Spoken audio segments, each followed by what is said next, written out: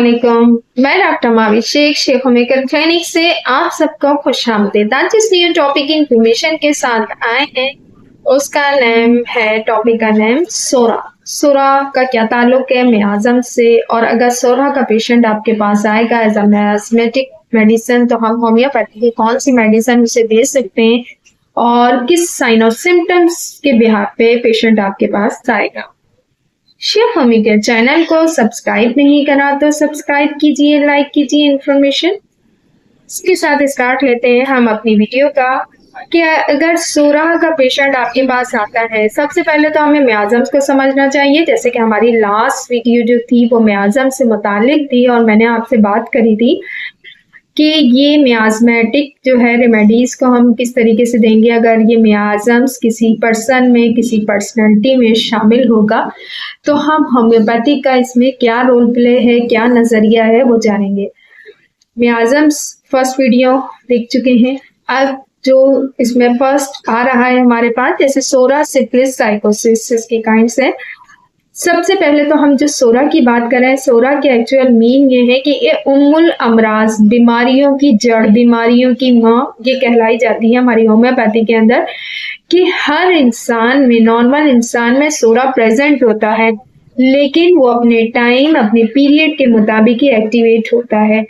कुछ लोगों का हेरिडिटी में ऐसा मिलता है कि वो होते ही उनका सोरा एक्टिव होता है। कुछ लोग ऐसे होते हैं कि अपनी टाइम अपने उस पर पीक में आने के बाद होता है। कुछ को इन्वायरमेंटल इफेक्ट ऐसा होता है कि इफेक्ट हो जाता है। सोरा का मिजाज इस तरीके से होता है कि इसके हाथ और पांव चलते हैं, गर्म रहते हैं, गरमाइश का बहुत ज्यादा हीटअप या दौरानिया इनका पाया जाता है। इसका जो सोरा का पेशेंट होता है बहुत ज्यादा टैलेंटेड होता है, होशियार होता है, चालाक कह सकते हैं, क्लेवर कह सकते हैं हम इसको। इसकी थिंकिंग जो होती है वो बहुत फास्ट होती है और ज़हीन होने के साथ साथ ये होशियार भी बहुत होता है। इसकी इम्यूनिटी को अगर हम देखते हैं, इसकी पर्सनैलिटी को हम देखते हैं या इसके कॉन्स्टिट्यूशन को हम देखते हैं तो इनको जो बीमारियां लगती हैं वो ऐसी होती हैं, इसकी एलर्जी से रिलेटेड होती है। स्किन पे रैशेस का हो जाना, किसी चीज़ की सेक्रेशन का हो जाना, खारिश का हो जाना, खारिश किसी किस्म की जैसे छिपाकी वगैरह हो जाए, रेडनेस आ जाए, इसमें इसकी सिक्रेशंस वगैरह इतनी नहीं होती हैं। हालांकि ये भी क्रॉनिक डिजीज में होता है। अगर कोई मेडिसिन आप ऐसा यूज कर रहे हैं, कोई ड्रग आप ऐसे यूज कर रहे हैं, कोई अल्कोहलिक आप ऐसे यूज कर रहे हैं या कोई कॉस्मेटिक प्रोडक्ट आप यूज कर रहे हैं तो उसके भी डिसएडवांटेज होते हैं। अब इसमें इसका ये एक्टिवेट होगा सोरा तो इसको ये डिजीज शोइंग ऑफ होना शुरू हो जाएगी। अक्सर औकात आपने देखा होगा अगर वेदर चेंजिंग है इनिशियल स्टार्ट में तो बहुत सारे लोगों को खारिश की तकलीफ हो गई, बहुत सारे लोगों को ईचिंग होना शुरू हो गई है, किसी के रैशेज आना शुरू हो गए, किसी का एक्जिमा शो हो गया, किसी को कोई और सोराइसिस वगैरह की तकलीफ हो गई। जैसे डिफरेंट कंडीशन, कैफियत होना शुरू हो जाती है।